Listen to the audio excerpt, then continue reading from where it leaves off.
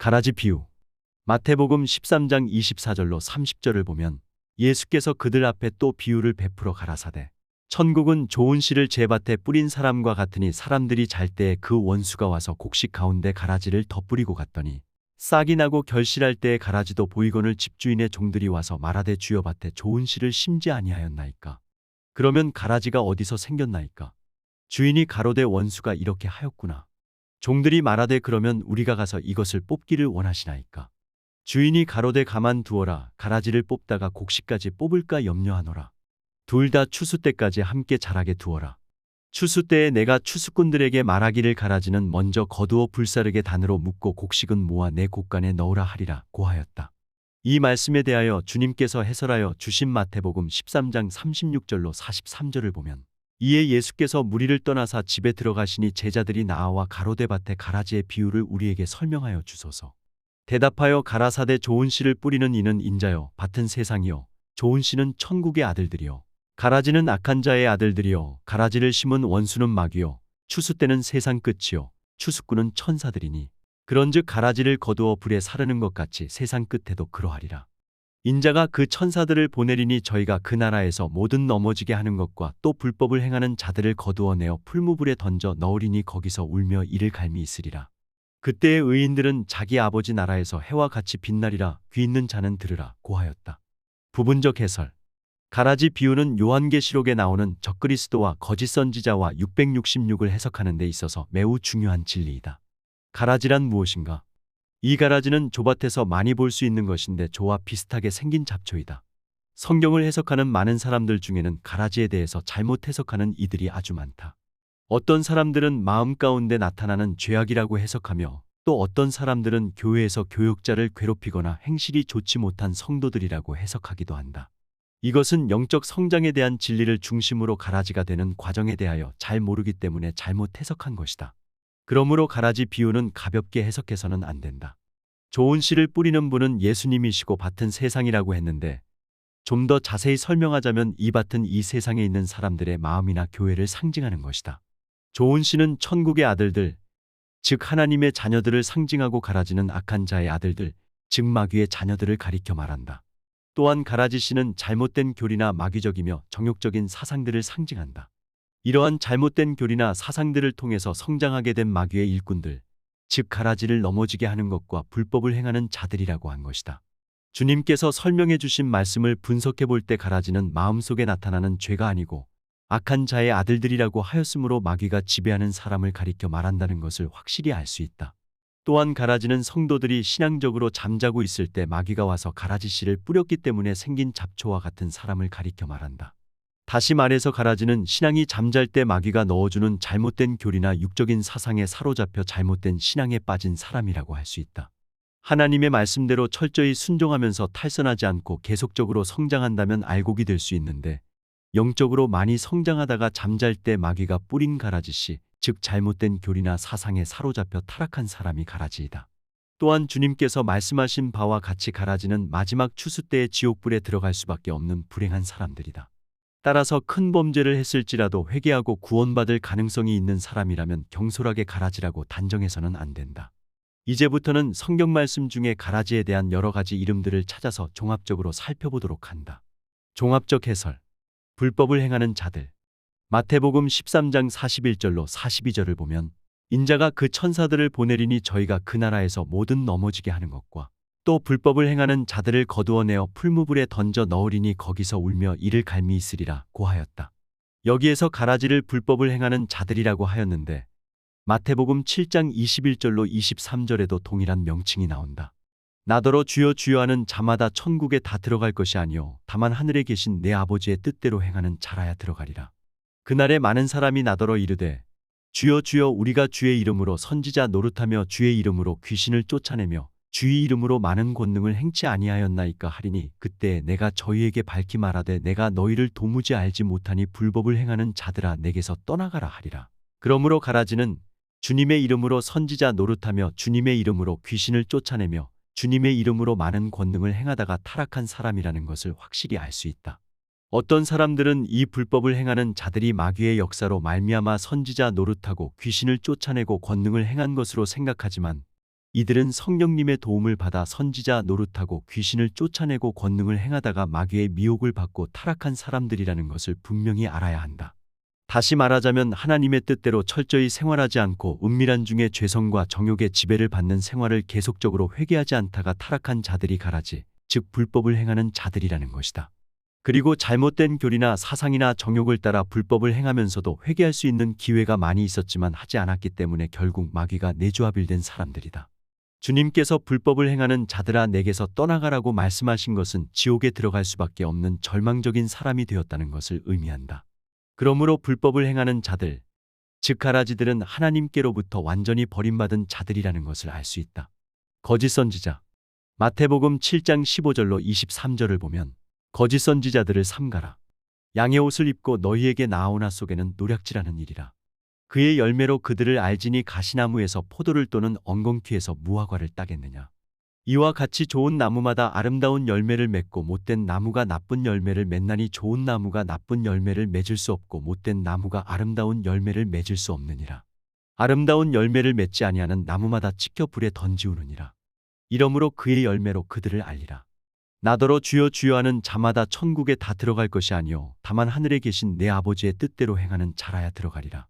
그날에 많은 사람이 나더러 이르되 주여 주여 우리가 주의 이름으로 선지자 노릇하며 주의 이름으로 귀신을 쫓아내며 주의 이름으로 많은 권능을 행치 아니하였나이까 하리니 그때에 내가 저희에게 밝히 말하되 내가 너희를 도무지 알지 못하니 불법을 행하는 자들아 내게서 떠나가라 하리라고 하였다. 여기에서는 양의 옷을 입고 나오지만 그 속에는 노략질하는 이리가 들어앉은 거짓 선지자들을 불법을 행하는 자들이라고 하였다. 요한일서 4장 1절로 3절을 보면 거짓 선지자는 적그리스도의 영, 즉 악령이 내주한 사람이라고 하였다. 그러므로 거짓 선지자의 심령 속에 있는 노략질하는 이리는 악령이라는 것을 알 수 있다. 따라서 거짓 선지자는 기독교 사상과 인격을 갖추고 선지자 노릇도 하고 귀신도 쫓아내고 권능을 행하면서 정욕을 따라 상습적으로 불법을 행하고 위선적인 생활을 하다가 악령이 내조합일된 사람이라는 것이다. 이처럼 거짓 선지자들은 노략질하는 일이, 즉 마귀가 심령 속에 들어와서 지배함으로 회개할 수도 없고 구원받을 수도 없는 절망적인 사람들이다. 이들은 성경을 그릇 해석하여 잘못된 사상을 가지고 성도들을 미혹하는 자들이다. 그리고 죄악과 정욕적인 행실을 합리화하고 정당화하면서 성경을 인용하여 이단적 교리를 만들어 성도들을 간교하게 미혹한다. 이러한 가라지 가운데 몇 명을 열거해보면 가룟 유다, 아리우스파의 아리우스, 마니교의 마니, 니골라당의 니골라, 몰몬교의 요셉 스미스, 이슬람교의 마호메트, 통일교의 문선명 교주, 천부교의 박태선 교주, 승리재단의 조희성 교주, 팔령산 기도원의 전병도 교주, 천국복음전도회의 구인회 교주, 하나님의 교회의 안상홍 교주 등이 있다. 적그리스도. 요한일서 4장 1절로 3절을 보면 사랑하는 자들아 영을 다 믿지 말고 오직 영들이 하나님께 속하였나 시험하라. 많은 거짓 선지자가 세상에 나왔음이니라. 하나님의 영은 이것으로 알지니 곧 예수 그리스도께서 육체로 오신 것을 시인하는 영마다 하나님께 속한 것이요 예수를 시인하지 아니하는 영마다 하나님께 속한 것이 아니니 이것이 곧 적그리스도의 영이니라. 오리라 한 말을 너희가 들었거니와 이제 벌써 세상에 있느니라 고하였다. 이 말씀을 분석해 볼 때 거짓 선지자는 적그리스도의 영을 받았기 때문에 적그리스도라고 할 수 있다. 또 요한일서 2장 18절로 19절을 보면 아이들아 이것이 마지막 때라. 적그리스도가 이르겠다 함을 너희가 들은 것과 같이 지금도 많은 적그리스도가 일어났으니 이러므로 우리가 마지막 때인 줄 아노라. 저희가 우리에게서 나갔으나 우리에게 속하지 아니하였나니 만일 우리에게 속하였다면 우리와 함께 거하였으려니와 저희가 나간 것은 다 우리에게 속하지 아니함을 나타내려 함이니라고 하였다. 이 말씀 중에 사도 요한이 살던 당시에도 많은 적그리스도들이 있었다고 하였다. 이것은 적그리스도의 영을 받은 이단자들 즉 거짓 선지자들이 기독교 안에서 활동하고 있었다는 의미이다. 또한 적그리스도를 단수로 말하지 않고 복수로 말한 것을 볼 때 기독교 역사 가운데 나타난 모든 가라지들을 포괄적으로 적그리스도들이라고 말한 것을 알 수 있다. 그러나 요한계시록 13장에 나오는 7머리와 10뿔이 달린 짐승은 한 사람으로서 모든 적그리스도들 중에 대표적인 최후의 적그리스도라고 할 수 있다. 또한 적그리스도들, 즉 가라지들은 우리에게서 나간 자들이라고 하였으므로 성령께서 주장하시는 교회 안에서 신앙생활을 잘하다가 마귀의 미혹에 끌려서 떠나간 자들이라는 것을 알 수 있다. 그들은 그리스도를 대적하는 사단의 종들이다. 그러므로 주님의 이름으로 선지자 노릇하고 귀신을 쫓아내고 권능을 행하다가 타락한 자들을 적그리스도들이라고 한 것이다. 배도자. 요한일서 2상 18절로 19절에서 적그리스도들은 성령님께서 주장하시는 교회를 배반하고 떠난 자들이라고 했으므로 배도자들이라고 할 수 있다. 또한 데살로니가후서 2장 3절을 보면 누가 아무렇게 하여도 너희가 미혹당하지 말라. 먼저 배도하는 일이 있고 저 불법의 사람 곧 멸망의 아들이 나타나기 전에는 이르지 아니하리니라고 하였다. 여기에서 배도하는 일을 하는 자가 있다고 하였는데 이들을 배도자라고 한다. 그 배도자들을 불법의 사람이라고도 하였다. 그러므로 배도자들은 열성적으로 신앙생활을 하다가 악령에게 사로잡혀 하나님의 말씀을 거역하고 예수 그리스도와 교회를 회방하며 대적하는 사람들을 가리켜 말한다. 다시 말해서 그리스도의 도를 배반한 사람들이다. 배도자는 기독교 교리를 배반하고 떠났으므로 배교자라고도 한다. 이제는 배도자 즉 하라지가 되는 과정과 원리에 대해서 구체적으로 알아본다. 중요사항 타락의 원리, 즉 배도자가 되는 과정. 히브리서 6장 1절로 5절까지의 말씀은 영적 성장론과 비교해 볼 때 성도들이 신앙의 초보 과정에서 완전한 경지에 도달하기까지의 중요한 경험들을 순서대로 기록한 것이다. 1~2절 그러므로 우리가 그리스도 도의 초보를 버리고 죽은 행실을 회개함과 하나님께 대한 신앙과 세례들과 안수와 죽은 자의 부활과 영원한 심판에 관한 교훈의 털을 다시 닦지 말고 완전한 데 나아갈지니라. 이 말씀은 신앙의 초보 과정에만 머물지 말고 좀 더 높은 경지, 즉 장성한 믿음으로 나아가라고 강조한 말씀이다. 3절 하나님께서 허락하시면 우리가 이것을 하리라. 이 말씀은 하나님께서 허락하신다면 완전한 경지에 나아갈 수 있고 하나님께서 허락하지 않으시면 완전한 경지에 나아갈 수 없다는 뜻이다. 다시 말해서 성도들의 노력과 하나님의 인도하심이 병행되어야 완전한 경지에 도달할 수 있다는 것이다. 4~5절 한번 비춤을 얻고 하늘의 은사를 맛보고 성령에 참여한 바 되고 하나님의 선한 말씀과 내세의 능력을 맛보고 여기서 한번 비춤을 얻었다는 것은 영적 성장론에 비추어 볼 때 가나안을 정탐하는 경험 즉 하나님의 생명이 일시적으로 성도들의 영 속에 내조합일되는 체험을 가리켜 말한다. 철로역정에서는 기독도가 십자가 언덕을 통과하는 경험과 같은 것이다. 하늘의 은사를 맛보고라는 것은 초보적인 신앙생활을 할 때 체험하는 은사가 아니고 한번 비춤을 얻고 즉 하나님의 생명이 일시적으로 내조합일되는 경험을 하고 난 후에 교회와 성도들에게 공급할 수 있도록 나타나는 신령한 은사들을 가리켜 말한다. 이 하늘의 은사는 고린도전서 12장에 기록된 성령의 은사들로서 더욱 철저한 영성생활을 하면서 꾸준히 봉사할 수 있도록 돕기 위하여 하나님께서 나타내시는 것이다. 그리고 성령에 참여한다는 것은 광야연단 과정을 마친 성도들이 하나님의 생명이 영 속에 내조합일되는 체험을 하게 되는 것을 가리켜 말한다. 다시 말해서 교회 시대에 이긴 자들은 성령에 참여한 성도들이기 때문에 로마서 8장 2절에 기록된 바와 같이 그리스도 예수 안에 있는 생명의 성령의 법으로 말미암아 죄와 사망의 법에서 해방되는 경험을 하게 된다는 것이다. 다음으로 하나님의 선한 말씀과 내세의 능력을 맛본다는 것은 하나님의 생명이 이 경지에 도달한 성도들의 영 속에 내조합일되었으므로 하나님의 선한 말씀을 실천할 때마다 신비로운 내세의 능력을 나타내신다는 뜻이다. 이 내세의 능력은 생명의 성령의 법칙을 가리켜 말한다. 이러한 경험을 하게 된 성도들은 교회 시대의 이긴 자들에서 알게 된 바와 같이 결코 타락할 수 없는 성도들이다. 6절 타락한 자들은 다시 새롭게 하여 회개케 할 수 없나니 이는 자기가 하나님의 아들을 다시 십자가에 못 박아 현저히 욕을 보임이라. 여기서 타락한 자는 다시 회개케 할 수 없다고 하였으므로 한번 비춤을 얻고 난 후 하늘의 은사를 맛보며 성장하다가 타락한 자들 즉 가라지들은 회개하고 구원받을 가능성조차 없는 절망적인 사람들이다. 그러므로 한번 비춤을 얻고 하늘의 은사를 맛보고 타락한 자들을 가라지 즉 배도자라고 하는 것이다. 참고사항 철로역정에 나오는 배교자에 대한 견해. 존 버녀는 히브리서 6장 1절로 6절에 나온 말씀들을 정확하게 깨달은 분이기 때문에 십자가 언덕을 체험하기 직전 즉 효시의 집 6번째 방에서 배교자에 대한 진리를 설명하고 있다. 다시 말해서 존 버녀는 한번 비춤을 얻고 하늘의 은사를 경험한 후에 타락하면 회개할 수도 없는 배교자, 즉 가라지가 된다는 이치를 정확히 깨달았기 때문에 효시의 집 6번째 방에서 경고하는 뜻으로 다음과 같이 기록한 것이다. 기독도, 지금은 여기서 떠나가려 합니다. 효시, 아니 잠깐 계시오. 내가 당신에게 좀 더 보일 것이 있으니 그런 후에 길을 떠나도록 하시오. 그리고는 저희 손을 잡고 어떤 극히 어두운 방으로 데리고 갔다. 거기에 한 사람이 철롱 안에 앉아 있는데 이름은 배교였다. 그 사람을 본즉 매우 근심하는 모양으로서 그의 눈은 땅만 내려다보며 손을 죽쳐 끼고 심장이 터지는 듯이 탄식하였다. 기독도, 이것은 무슨 뜻입니까? 효시, 기독도 저 사람과 말하여 보십시오.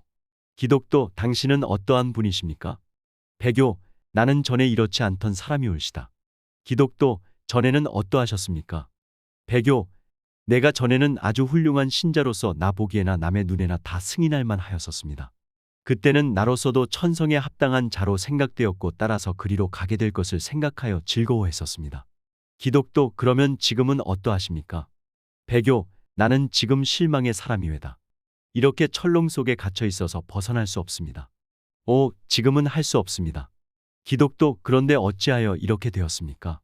배교, 깨어서 주의하지 아니한 결과 정욕이 내 목을 얽었으니 하나님의 말씀의 교훈과 선에 대하여 범죄하였고 성신을 슬프게 하여 떠나가셨으며 마귀에게 혹함에 마귀가 내게로 왔고 하나님을 노엽게 하매 하나님이 나를 떠나셨습니다. 내가 이렇게 내 마음을 완패하게 하였으니 회개할 수 없게 되었습니다. 이때에 기독도가 효시에게 말하기를, 이러한 사람은 다시 희망이 없겠습니까? 하니 효시가 이르기를 저더러 물어보시오 라고 하였다. 기독도, 당신이 그 실망의 철롱 속에 갇혀 있는 것 이외는 희망이 없습니까? 배교, 네, 아주 없습니다. 기독도, 왜 그렇습니까? 하나님의 아들은 대자대비하십니다. 배교, 내가 하나님의 아들을 다시 십자가에 못 박았으며 저의 인격을 무시하였으며 저의 피를 능멸하였으며 저의 피를 속된 것으로 여겼으며 은혜의 성신을 경홀히 여겼으니 나는 모든 언약에서 스스로 끊긴 바 되었고 나를 원수같이 삼킬 확정한 심판과 맹렬한 지옥의 놀랍고 두려운 위협 외에는 지금 내게 남은 것이 없습니다. 기독도, 무엇을 하려다가 이런 형편이 되었습니까? 배교, 정욕과 쾌락과 이 세상 이익을 위하여 이것을 얻기만 하면 많은 즐거움을 누릴 줄로 생각하였으나 지금은 그것 전부가 나를 물고 독충과 같이 나를 쏩니다. 기독도, 그렇지만 이제라도 회개하여 돌이킬 수가 없습니까? 배교, 하나님은 나의 회개를 거절하셨습니다. 그리고 그의 말씀이 내게 믿을 만한 용기를 주지 않으니 실상은 하나님 자신이 나를 이 철롱 안에 가둔 것으로서 세상에서는 누구도 능히 나를 놓아줄 수 있는 자가 없습니다. 오, 영원 영겁의 화를 길이 당해야 할 터인즉 이를 어떻게 견딜는지요. 효시, 기독도, 당신은 이 사람의 불행을 기억하여 영구한 경계를 삼으시오. 기독도, 과연 두렵습니다. 하나님께서 나를 도우사 깨어 주의하게 하시고 이 사람의 불행한 원인을 피하게 하여 주시기를 구하옵니다. 지금은 내가 떠나가야 할 시간인가 합니다. 여기에 기록된 기독도와 배교자의 대화 내용을 분석해 볼 때 배교자는 성령을 체험하고 독실한 신앙생활을 하다가 타락한 사람이라는 것을 알 수 있다. 또한 배교자는 무욕이나 색욕이나 권세욕 같은 정욕에 이끌려 상습적으로 범죄하면서 양심의 가책을 받을 때마다 정당화하고 변명하다가 회개할 기회를 잃어버리고 마귀가 내조합일 될 수 있도록 준비된 사람이다. 이런 사람이 이단종파의 교주가 되는 것이다. 또한 배교자는 성령을 슬프게 하여 떠나가시게 하고 마귀가 대신 들어와 지배하는 사람이다. 기독도가 무엇을 하려다가 이런 형편이 되었습니까? 라고 질문했을 때 배교자가 말하기를 정욕적인 쾌락과 이익을 얻으려고 하다가 이렇게 절망에 빠졌으며 지금은 오히려 그것들 전부가 자기를 물고 독충과 같이 쏜다고 하였다. 그리고 회개하기를 거절당했으며 영원한 지옥불에 들어갈 수밖에 없다고 절망감에 사로잡혀 탄식하는 장면을 볼 수 있다. 이와 같이 배교자는 한번 비침을 얻고 하늘의 은사를 맛보며 성장하다가 결국 성령에 참여하지 못하고 타락한 사람을 가리켜 말하는데 배도자, 거짓 선지자, 불법을 행하는 자, 가라지라고 부른다. 음료. 요한계시록 2장 20절로 22절을 보면 그러나 내게 책망할 일이 있노라. 자칭 선지자라 하는 여자 이세벨을 내가 용납함이니 그가 내 종들을 가르쳐 꾀어 행음하게 하고 우상의 재물을 먹게 하는도다. 또 내가 그에게 회개할 기회를 주었을 때 그 음행을 회개하고자 아니하는도다. 볼지어다 내가 그를 침상에 던질 터이요 또 그로 더불어 가늠하는 자들도 만일 그의 행위를 회개치 아니하면 큰 환난 가운데 던지고라고 말씀하였다. 또 요한계시록 2장 14절을 보면 그러나 내게 두어 가지 책망할 것이 있나니 거기 내게 발람의 교훈을 지키는 자들이 있도다. 발람이 발락을 가르쳐 이스라엘 앞에 올무를 놓아 우상의 제물을 먹게 하였고 또 행음하게 하였느니라고 하였다. 요한계시록을 해석하려면 음녀라는 말과 음행한다는 말이 무슨 뜻인지 정확하게 알고 있어야 한다. 두아디라 교회에는 자칭 선지자 즉 거짓 선지자가 있었다. 이세벨이라는 여자는 구약 엘리야 시대의 이스라엘 왕 아합의 부인이었다. 그녀는 바알의 제단을 이스라엘 땅으로 끌어들여 이스라엘 백성들로 하여금 바알신을 숭배하도록 하였고 수많은 바알 선지자들을 만들어서 이스라엘 종교계를 지배하면서 하나님을 대적하였던 사람이다. 그러므로 두아디라 교회의 이세벨이라는 왕비가 실제로 있었던 것이 아니고 상징적 인물로서 거짓 선지자 즉 이세벨과 같은 음녀가 있었다는 것을 의미한다. 요한계시록에서는 본문 말씀에 기록한 바와 같이 자칭 선지자 즉 거짓 선지자를 음행하는 자 곧 음녀라고 한다. 그리고 내 종들을 가르쳐 꾀어 행음하게 했다는 것은 거짓 선지자들이 교역자들에게 하나님의 진리를 마귀가 좋아하는 사상으로 변질시켜 따르게 하였다는 것이다. 여기서 행음이라는 말을 정확하게 알아야 한다. 예를 들면 예수님께서 40일 금식 기도를 마치셨을 때 마귀에게 3차례 유혹을 받으셨는데, 만약 굶주리신 예수님께서 마귀가 유혹하는 대로 돌로 떡을 만들어 잡수셨거나 성전 꼭대기에서 뛰어내리셨거나 천하만국을 보여주며 절하라고 할 때 마귀 앞에 절하셨다면 영적으로 음행하였다고 할 수 있을 것이다.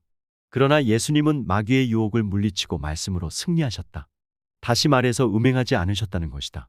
그리고 발람 선지자가 모든 욕망을 만족시켜 주겠다는 모압 왕 발락의 유혹을 따라 행하였던 것은 바로 음행이다. 또한 우상의 제물을 먹게 했다는 것은 마귀와 거짓 선지자가 사람들의 정욕을 만족시켜 주는 것 곧 우상의 제물들을 받게 하였다는 것을 가리켜 말한다. 우상의 제물은 음녀들이 미혹하기 위해서 사용하는 사상, 교리, 돈, 식량, 주택, 직업 등과 같은 음행의 재료들이다.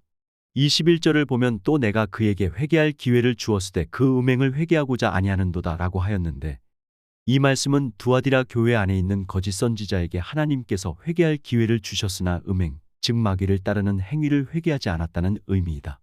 22절을 보면 볼지어다 내가 그를 침상에 던질 터이오라는 말씀이 있다. 침상에 던졌다는 것은 회개할 기회를 주었는데도 회개하지 않으므로 성령께서 슬퍼하시며 떠나게 되었고, 음행하는 장소 즉 침상에서 음행을 마음대로 하도록 내버리셨다는 것을 의미한다. 다시 말해서 하나님은 슬퍼하시며 떠나시고 그 심령 속에 마귀가 들어와서 언제나 정욕적이고 마귀적이고 세상적인 생활 즉 음행을 즐기고 싶은 대로 즐기라고 내버리셨다는 것이다. 그러므로 침상에 던졌다는 말씀은 질병에 걸리게 하여 병상에 던져서 징계받도록 한다는 것으로 해석해서는 안 된다. 신뢰를 들어 설명하자면 가룟 유다는 최후의 만찬 때 영속에 사단이 내조하빌되었는데 그 전에는 회개할 기회를 주셨던 과정이라고 할 수 있으며 회개했다면 구원받았을 것이다. 그러나 사단이 들어온 다음에는 영원토록 회개할 기회를 잃어버렸고 지옥불에 들어갈 수밖에 없게 된 것이다. 그러므로 가룟 유다가 침상에 던져진 음녀가 된 것은 최후의 만찬 때라고 할 수 있다. 오늘날 이단종파의 교주들도 마귀가 성령인 척하면서 영속에 들어온 사람들인데 그들도 마귀가 들어오기 전에는 회개할 기회가 있었던 것이다. 그러나 마귀가 들어와서 강력히 지배한 때부터는 회개할 기회를 잃어버린 상태라고 할 수 있다. 이와 같이 음녀들은 한번 비춤을 얻고 하늘의 은사를 맛보고 타락한 사람들이며 성령께서 영안에 내조하빌되는 체험을 사모하면서 좁은 길을 가다가 정욕 때문에 탈선한 사람들이다. 또한 마태복음 12장 31절 말씀과 같이 성령을 회방하는 죄를 지은 사람들로서 회개할 기회를 잃어버린 사람들이다. 참고사항 가라지들의 활동. 앞에서 알게 된 바와 같이 가라지는 불법을 행하는 자라고 부르며 또한 거짓 선지자, 배도자, 배교자, 적그리스도 혹은 음녀라고 부른다. 그리고 가라지들은 성령을 회방하는 죄를 범하고 다시 회개할 수 없도록 타락한 사람들이라는 것을 알게 되었다. 또한 가라지들은 히브리서 6장 1절로 6절에 있는 말씀과 같이 한번 비춤을 얻고 하늘의 은사를 맛보고 타락한 사람들로서 악령에게 사로잡힌 사람들이기 때문에 결코 회개할 수 없다는 것을 확인하게 되었다. 이와 같이 악령의 지배를 받으며 활동하는 가라지들은 그리스도를 대적하는 영에게 사로잡힌 자들이므로 성령님께서 인도하시는 교회를 대적하는 활동을 하게 된다. 그러므로 가라지들은 악령이 나타내는 초능력과 지시를 받아서 이단종파를 만들게 되고 이단 사상을 강력히 증거하면서 그리스도와 교회를 회방하며 성경 말씀을 그릇되게 해석하여 수많은 성도들을 미혹하고 있다. 오늘날 이단종파의 정체를 폭로하는 사역자들이 많이 나타나고 있는 현상은 교회를 위하여 대단히 유익한 일이라고 할 수 있다. 그러나 이단종파의 교주들에 대하여 연구하고 폭로한 내용들을 보면 대부분 행실이나 사상이나 특별한 부정행위에 대해서만 비판하고 있음을 알 수 있다. 이와 같이 이단종파의 교주들에 대하여 피상적인 문제에만 관심을 갖는다면 근본적인 해결책을 가르쳐 줄 수 없다. 이단종파의 교주들은 높은 단계의 영적 생활을 추구하다가 정욕적인 쾌락과 이익에 얽매어 마귀에게 사로잡힌 가라지들이라는 것을 분명히 알 수 있다. 그리고 마귀는 하나님인 척하면서 이단종파의 교주들에게 수많은 초능력을 나타내고 모든 일을 일일이 주장하면서 지배하고 있다. 그러므로 이단종파의 교리들 가운데 은밀한 부분을 분석해보면 정욕적인 문제를 교리화하여 사람들을 강력하게 미혹하고 있음을 발견할 수 있다. 그러나 이단종파의 사상이나 교리가 전부 그릇된 것은 아니라는 것을 인정해야 한다. 이단종파의 교리 가운데 일부는 정욕적인 행복을 보장해주고 정당화하는 내용으로 되어 있으며 이러한 교리나 사상은 마귀의 보금자리라고 할 수 있다. 또한 마귀들은 정욕과 죄성을 가지고 있는 영이므로 죄성과 정욕을 만족시켜 줄 수 있는 심령을 보금자리로 삼게 된다. 그러므로 이단적 교리와 사상으로 정욕적인 만족과 행복을 보장해주면 악령이 좋아하는 보금자리가 되는 것이다. 신례를 들면 통일교회는 혼음교리나 합동결혼식 같은 것을 통해서 중생 또는 복귀한다는 교리가 있다.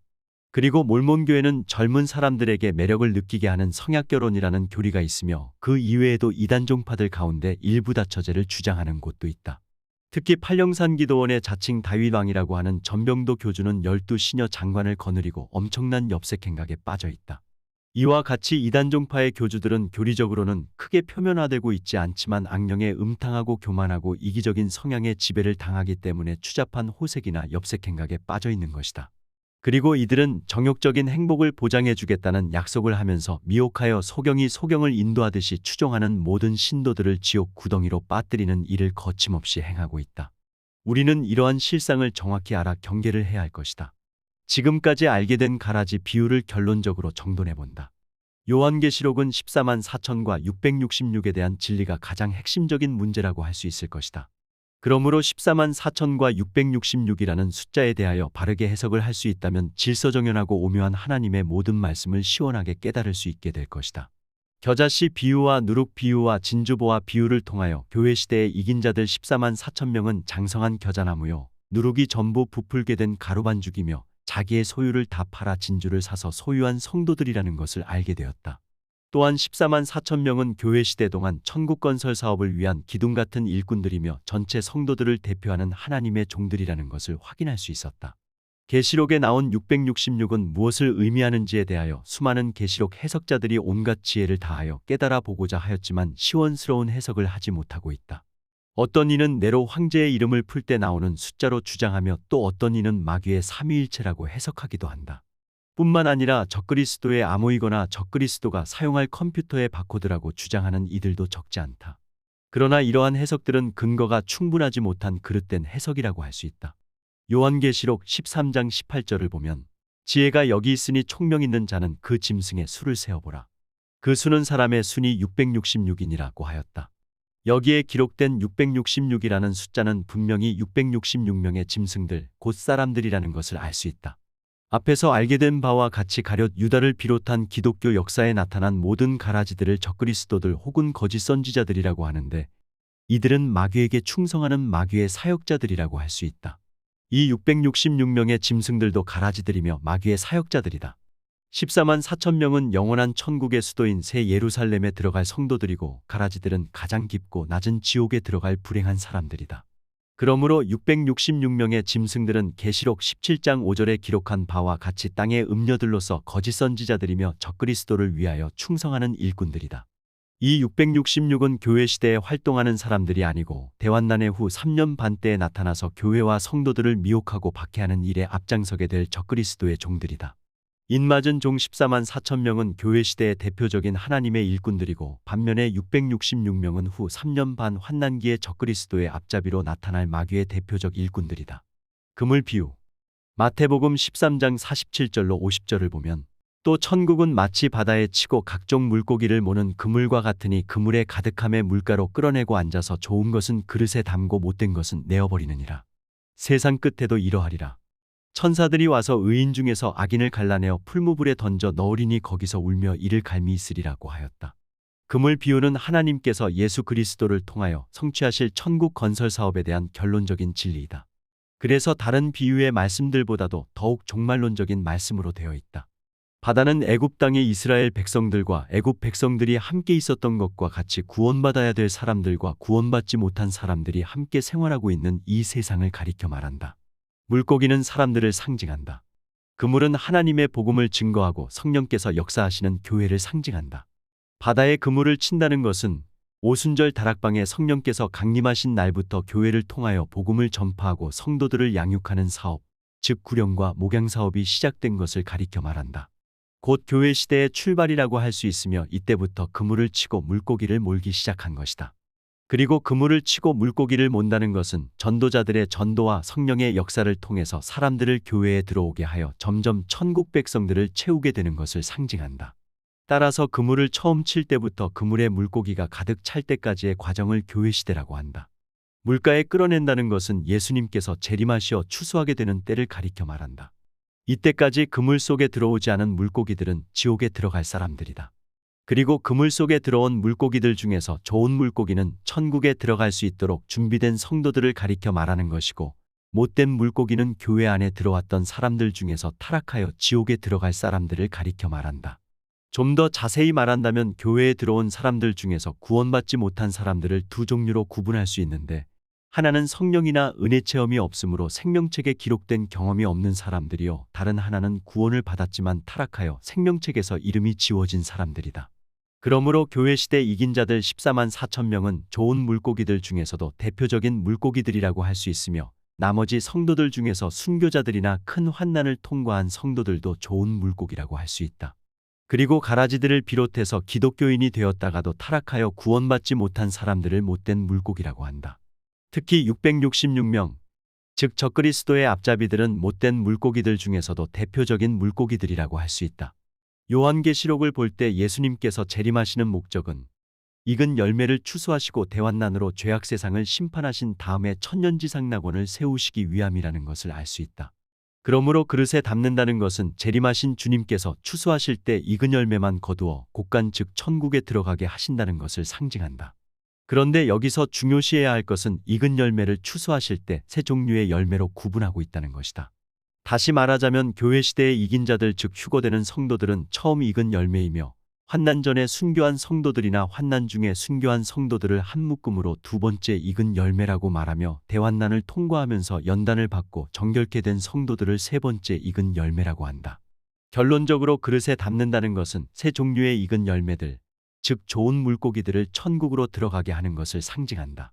세상 끝은 그물을 물가로 끌어낼 때를 의미하며, 마태복음 13장 40절을 보면 가라지를 거두어 불사르는 때를 세상 끝이라고 하였는데 동일한 때를 가리켜 말씀한 것이다. 그러므로 예수님께서 공중강림하실 때부터 지상재림하실 때까지, 즉 대환난 기간을 추수 때 곧 세상 끝이라고 하는 것이다.